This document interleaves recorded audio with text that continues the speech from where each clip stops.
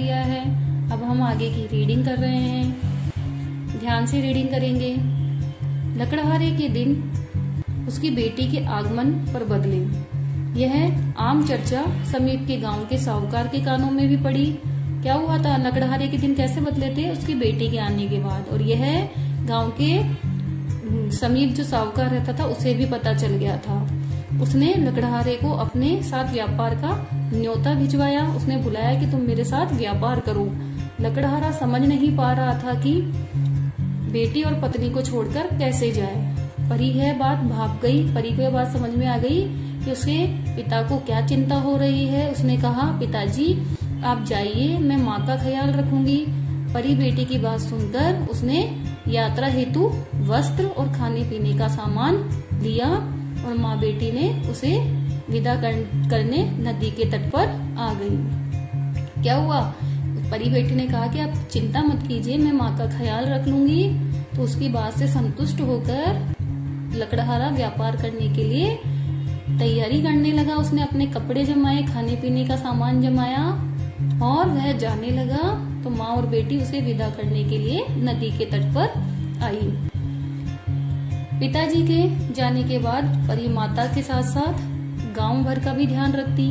गांव में जैसे हर ऋतु में रौनक छाई रहती, कोई सा भी ऋतु हो, कोई सा भी मौसम हो, हर मौसम में गांव में अलग ही रौनक रहती थी। न वर्षा की कमी रहती थी, न फूलों की कमी, न बर्फ की। कई वर्ष इसी तरह बीत गए, कई साल बीत गए। साहूकार लकड़हारे को तरह तरह लेके प्रलोभन यानी लालच देकर रोकता रहा, कभी किसी बहाने से, कभी किसी बहाने से। वास्तव में वह क्या चाहता था कि लकड़हारा अपनी पत्नी और बेटी परी को किसी भी प्रकार यहाँ बुला ले। कहाँ बुला ले? साहूकार के गांव में, जिससे उसकी भी किस्मत जाग उठे। उसने अनेक बार अपने आदमी बेटी परी व उसकी माता को बुलाने गांव भेजे। उसने क्या किया, वह साहूकार को तो लालच देके रोकता रहा और अपने आदमियों को बेटी परी और उसकी माता को बुलाने के लिए गांव भेजता रहा। परंतु परी सब कुछ जान जाती और वह कभी सांप का या हाथी का रूप ले जंगल में जाकर छिप जाती थी। एक दिन लकड़हारा बाजार से खरीदारी करने के बहाने साहूकार से कहकर बाजार में आया और परी के लिए गुड़िया व पत्नी के लिए दर्पण खरीदा।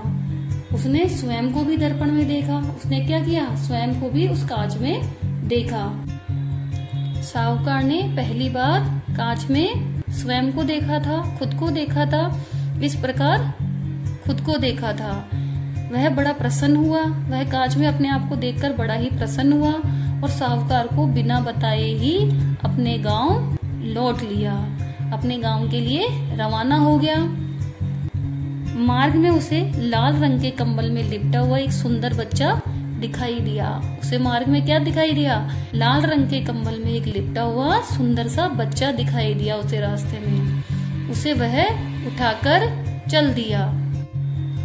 लंबा रास्ता तय करके जब वह घर पहुंचा तो देखा कि उसकी बेटी अब किशोरी बन चुकी है, क्योंकि उसे कई साल हो गए थे व्यापार करते करते। तो उसने देखा कि मेरी बेटी तो बहुत बड़ी हो गई है। दोनों उसके हाथ में बच्चा देखकर हैरान थे। कौन दोनों? परी और परी की माता। परी अपनी गुड़िया को लेकर दूसरे कमरे में चली गई और सोचने लगी यह बच्चा तो स्वर्ग का राजकुमार है। और वो क्या सोचने लगी कि यह बच्चा स्वर्ग का राजकुमार है, यह इतना छोटा कैसे बन गया। उधर लकड़हारिन भी दर्पण में अपना मुख देखकर बड़ी प्रसन्न हुई।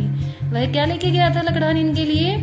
दर्पण। तो दर्पण में जब उसने अपने आप को देखा तो वह बहुत प्रसन्न हुई। एक दिन नन्हा बालक भी दर्पण देखने के लिए मचल उठा। उस नन्हे बालक का भी मन हुआ कि मैं भी अपने आप को दर्पण में देखूं। लकड़हारिन ने उसे दर्पण दिखाया और लकड़हारिन ने क्या किया, उसे दर्पण दिखा दिया। परंतु यह क्या, जैसे ही उसने दर्पण देखा वह एक हाथ लंबा हो गया। जैसे ही उस बालक ने दर्पण में अपना चेहरा देखा और वह एक हाथ जितना लंबा हो गया। अब वह हर पल दर्पण देखने के लिए मचलता। क्यों मचलता? वह सोचता कि मैं दर्पण देखूंगा तो मैं और लंबा होऊंगा। लकड़हारिन उसे दर्पण न देती तो वह रात को छिप छिप कर दर्पण देखता। जब लकड़हारिन उसको दर्पण नहीं देती तो क्या करता, रात को छिप छिप कर देखता और बड़ा होता जाता। कुछ ही दिनों में वह सामान्य कदकाठी का युवक बन गया। उसे अपनी पुरानी जिंदगी याद आने लगी। क्या याद आने लगी?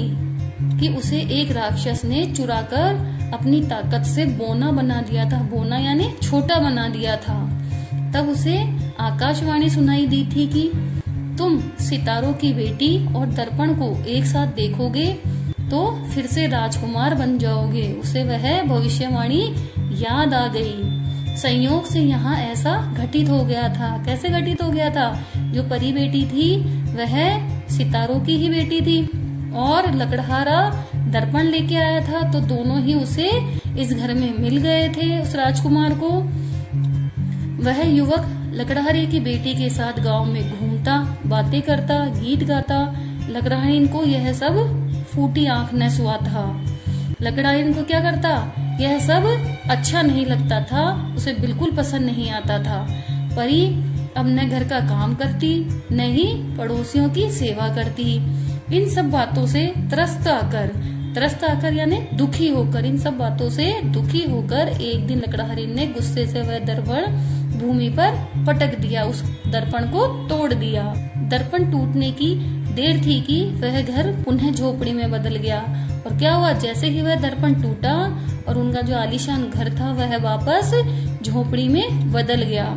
स्वर्ग का राजकुमार और परी दोनों एक ही गोल सितारे पर बैठकर आसमान की ओर प्रस्थान कर गए, यानी आसमान की ओर चले गए। लकड़हारे व उसकी पत्नी को आवाज सुनाई दी, हम तो तुम्हारा दुख दूर करने आए थे। क्या सुनाई दिया उसको? कि हम तो तुम्हारा दुख दूर करने के लिए आए थे, परंतु तुम हमारा सुख नहीं देख सके। अब हम अपने घर लौट रहे हैं। लकड़हारा व उसकी पत्नी अपनी करनी पर पछताकर फूट फूट कर रोने लगे। परंतु अब क्या हो सकता था? दोनों ने दर्पण के बिखरे कांच को जोड़ने की बहुत कोशिश की, परंतु वह न जुड़ा। कहते हैं तभी से जापान में दर्पण को बहुत संभाल कर देखा और रखा जाता है। ओके बच्चों, मैं आशा करती हूँ ये कहानी आपको बहुत अच्छी लगी होगी। अगली कक्षा में हम इसके प्रश्न उत्तर करेंगे।